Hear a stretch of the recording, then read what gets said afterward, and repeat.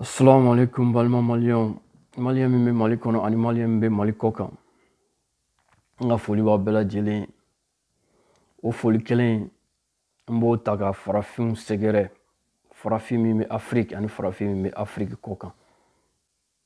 N ka foli b'aw bɛɛ lajɛlen. N balima malienw,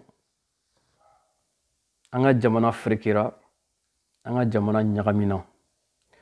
A tɛ fereke ka tɛmɛ min kan, a tɛ ɲagami ka tɛmɛ min kan, an ser'o de ma. Wagati sera, an malienw an ka sigi ka fɔ kɛ ani ɲɔgɔn cɛ min b'a to an ka jamana bɛ jɔ. Jamana in jɔli k'a kɛ jamana ɲuman ye, k'a kɛ jamana lahɔrɔmaman ye, k'a kɛ jamana basigilen ye, o de ye anw malien bɛɛ lajɛlen hami ye. An bɔra maabaw de la. Malien ye den dusuman de ye. Malien ye den dusuman de ye. Dusu bɛ malien na dɛ. Ala ma dugukolo foyi da ko malien dɔ sen ma cun yɔrɔ min. A tɛ yen. Dusu de b'o kɛ. An faw n'an baw ye fɛn min bila an ɲɛ, o ye dusu de. Dusu k'a kɛ k'a ɲa. Dusu ka mɔnɛ bɔ. An ka jamana jiginna duguma. A jiginna yɛrɛ de.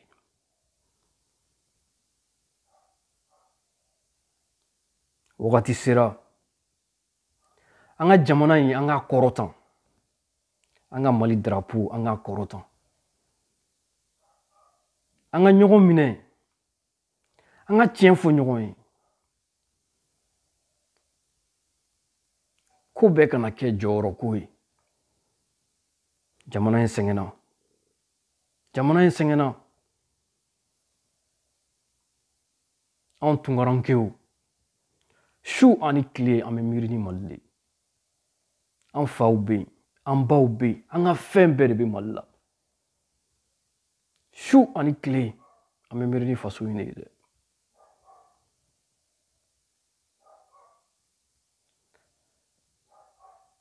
Malienw tɔɔrɔla, malienw degunna. Ni tɔɔrɔ tɛ fila ye, malienw tɔɔrɔla.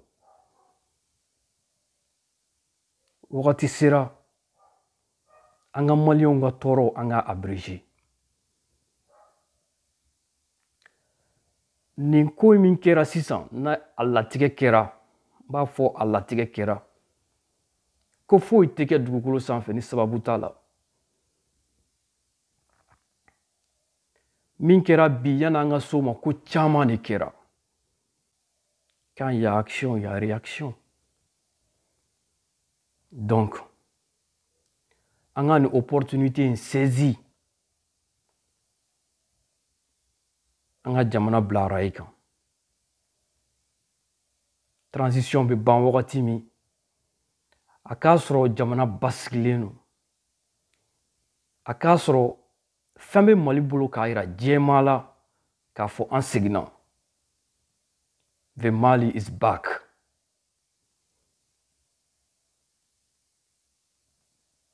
Mali kɛlɛw dɔnnen don dɛ. Mali kɛlɛw dɔnnen don. Corruption ko, dossier minnu bɛ yen nɔ, minnu ye sonyani kɛ, u ka bila wo kɔnɔ. Dirigeants de kan ka exemple yira k'a fɔ a bɛ daminɛ anw yɛrɛ la. Olu bɛ dépense min kɛ la, budget min allouélen don an ka institution ye, le train de vie de l'État, o ka dumuni ye k'o kilancɛ di. A kɛra présidence ye, a kɛra primature ye, a kɛra assemblée ye o. Exemple ka bɔ yen fɔlɔ. Parce que problème min bɛ yen, déficit de confiance de bɛ yen. Confiance kɔni o banna pewu. Population ni dirigeant cɛ, o tɛ yen tugun. Fo confiance in de ka regagner. O dun tɛ se ka sɔrɔ fo ka action ɲɛnɛmaw de kɛ. A ye dɔ bɔ dépenses la. a ye sigi ka fɔ kɛ a ka premier ministre ta mɔgɔw ka bonya bɛ mɔgɔ min kan M5 RFP malien min bɛ Mali kɔnɔ ani malien min bɛ Mali kɔ kan bɛɛ b'a dɔn M5 RFP ye kɛlɛ min kɛ ka IBK lataga a groupe nana fara mais les plus dignes sont toujours restés derrière leurs convictions fo kana se bi ma fo an ka tiɲɛ de fɔ n'an bɛ fɛ jamana in ka jɔ u ka consulter jamana tɛ jɔ musulaka kan bɛɛ ni jɔyɔrɔ de don misiri kɔnɔ n'an ko an bɛ jamana jɔ musulaka kan ka foro siyɛnbali ni siyɛnni kɛ ɲɔgɔn kan hali sɛnɛkɛla n'i bɛ danni kɛ i b'i ka danfɛn woloma dɛ n'i ye danfɛn jugu da a bɛ fɛn jugu de wolo élection kan ka préparer mais ɲɛbilaw bɛ élection ko la o an tɛ taga dɔrɔn ka taga dɔ ta ten dɔrɔn k'o kɛ président ye tugun erreur minnu kɛra ka tɛmɛ f'olu de ka se ka corriger pour repartir sur de nouvelles bases accord d'Alger accord ɲuman tɛ o fɛn dɔw b'a la olu kan ka bɔ a la de ka fili pewu fɛn o fɛn kan ka fili musulman kan k'a la a ka fili ka bɔ a la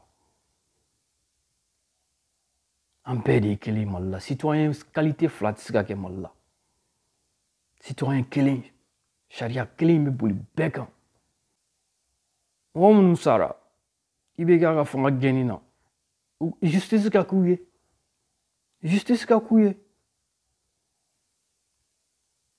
ceux qui sont coupables min kan ka k'u la sariya fɛ u ka k'u la Mali kow dɔnnen don koyi question cruciale minnu bɛ yen nɔ a dɔnnen don bɛɛ b'a dɔn donc n'an bɛ fɛ jamana ka jɔ f'an ka ɲɛsin olu de ma an ka solution sɔrɔ olu la mais n'an ko de an b'a kɛ musulaka ye a tɛ ɲɛ o musulaka tɛ jamana jɔ a bɛ firi de a bɛ firi ka taga fɛ de a kow ka ca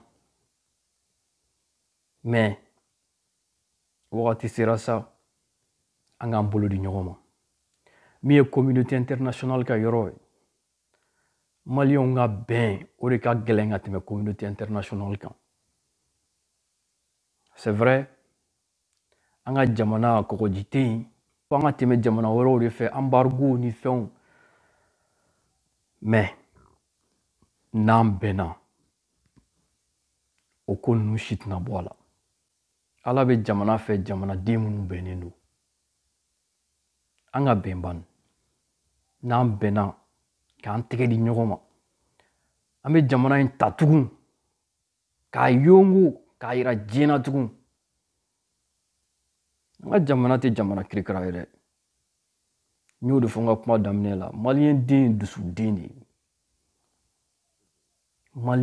maliyɛn den ye dusuden de ye maliyɛn ye cɛ ye dɛ donc an ka dusu ta